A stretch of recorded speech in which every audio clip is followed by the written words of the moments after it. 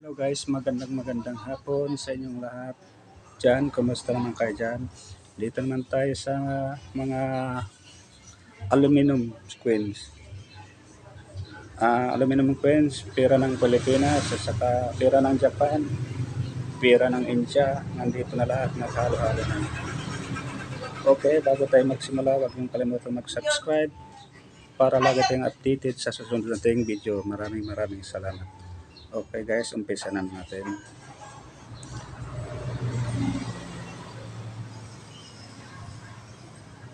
Ito guys, Toropes 2011.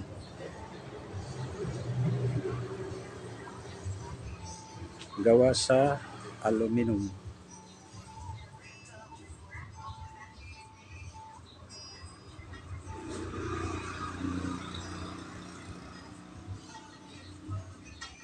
Okay, next tayo. Dito naman tayo sa number 2.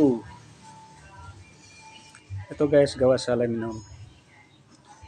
10 centimo. 1989. Baltasar. 10 centimo. Baltasar. 1989. 10 centimo.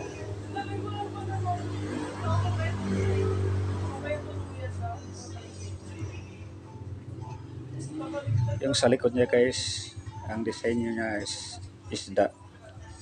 10 centimo.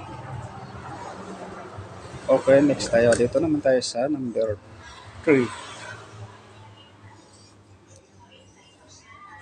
10 centimo pa rin. 1988. Baltasar. Ito yung mga pera ng gawa sa aluminum.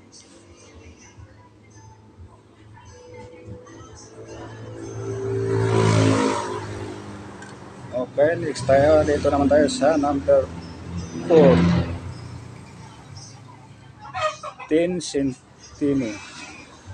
1987. 10 centimo. Disenyo niya is isda sa likod. 10 centimo. Okay, dito naman tayo sa mga 1 yen. Pera ng Japan, mga 1 yen.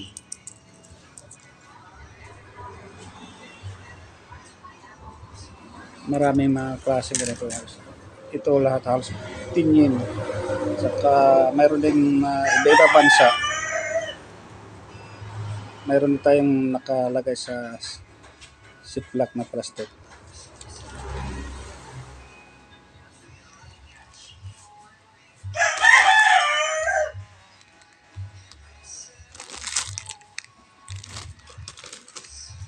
Okay, next tayo. Dito naman tayo sa pera ng Pilipinas. 5 centimo. 1991. 5 centimo. Melchora Aquino. Melchora Aquino. 5 centimo. 5 centimo. Republika ng Pilipinas. Yung disenyo niya is bulaklak. 5 centimo. Okay, next tayo. Dito naman tayo sa 1 centimo. 1 centimo. Lapu-Lapu. 1974. 1 centimo. 1974.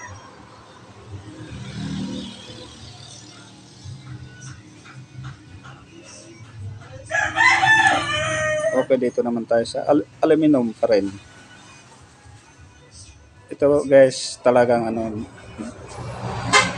bira lang ito. Marami akong collection pero iisa lang ito. Lapu-Lapu 1976. 1 centimo. 1 centimo. Gawa sa aluminum. Lapu-Lapu.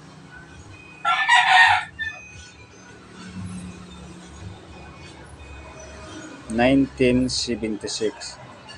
Mga ganitong klaseng Queen's Sky, alam mo binibili ko to ng basta maganda ang kondisyon. Kinukuha ko siya ng 450 hanggang 500. Isang piraso. 1 centimo.